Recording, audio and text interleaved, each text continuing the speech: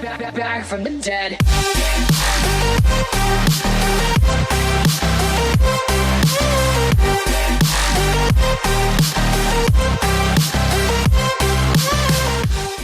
Hi guys, so I decided to redo this look that I did about a year ago. If you look back at my channel, you'll see a very similar video, but I obviously feel like this one is a lot better, so I really hope you guys enjoy this tutorial. Thank you so much for watching. Please be sure to subscribe to my channel if you haven't already. The link for the subscription and everything is down below. I also love this eye look, and I wanted to let you guys know that if you want a closer look at that, I uploaded like a little mini like one eye tutorial on my Instagram, and the link for that is also down below along with all of my other social media. Anyways, I'm starting off by using Sugarpill's Cookie eyeshadow as a transition shade, and after that I'm slowly building up Sugarpill's Love Plus eyeshadow, starting off with a very small amount and then building it up to be super vibrant.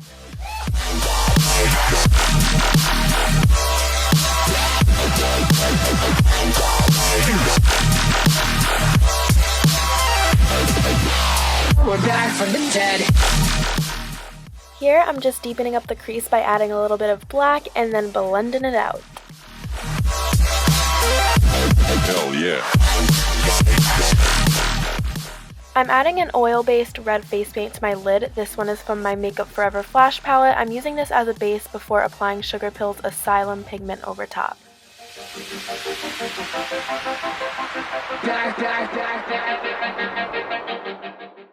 I'm quickly putting some of the red eyeshadow along my lower lash line, and then after that I'm adding some black along the lower lash line as well.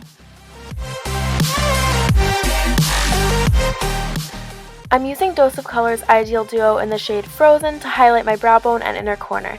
To finish off the eyes, I'm throwing on some wings, lashes, and mascara. By the way, these lashes are by 511 Cosmetics.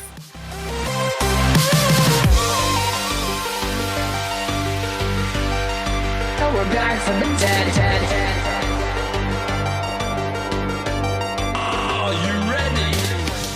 Here's a closer look at the eyes before we move on to the skull, and here we go. Let's have some fun. I'm using a sharp eyeliner pencil to start mapping out the skeletal structure. For the nose, I'm sketching out a rough sort of upside down heart shape.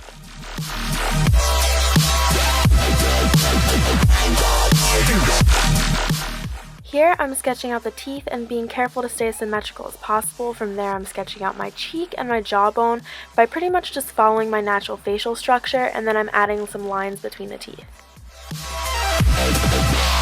We're back from the dead. So here you can see that I've finished mapping everything out. I've just gone over it a few times and made some little adjustments and just kind of gotten everything into place. Now I'm adding a one layer of Mehron's liquid white face paint all over. I'm adding an additional layer of paint or additional layers of paint in some areas as the first layer dries.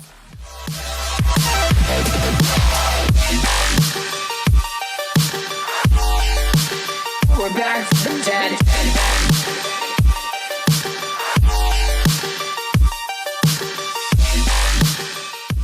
To begin shading, I'm going in with my Lunatic Cosmetic Labs contour book and some double-ended brushes. I find it super helpful to be shading with double-ended brushes because it's easier to switch between packing and blending and going back and forth between the two. Back from the dead.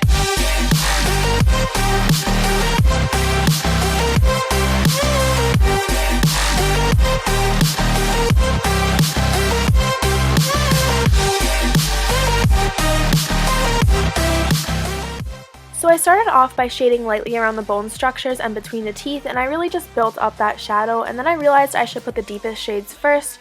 So I painted like the negative areas between my cheekbone and my jawbone. I used the black face paint from my Makeup Forever Flash palette, and I also added black paint between my teeth and between my lips as well.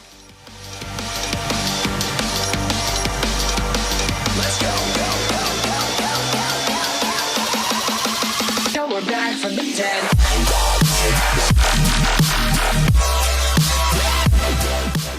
After I'm done adding the black face paint between the teeth and everything, I'm going in with some black eyeshadow to blend it out and make it coherent with the shade that I added before using the Lunatic Cosmetic Labs palette.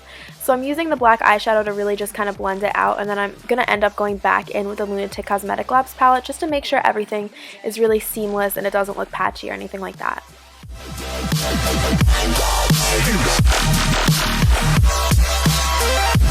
Hell yeah. After I'm finished really blending the shadow around and making it look as creepy and dark as possible, I'm going back in with face paint and adding more white to the areas in the bone that I want to stand out, including the teeth and the jawbone.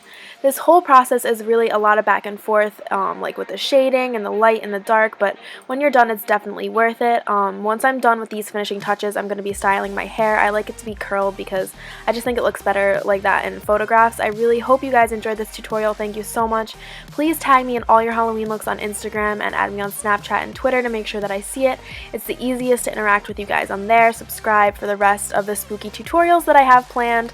I know it's kind of the end of the month, but I did film a couple others that I should have up within the next couple days. So please subscribe if you haven't already, and goodbye.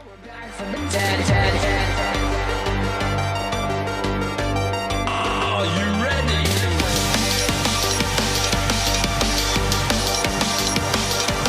Let's go. Back from the dead.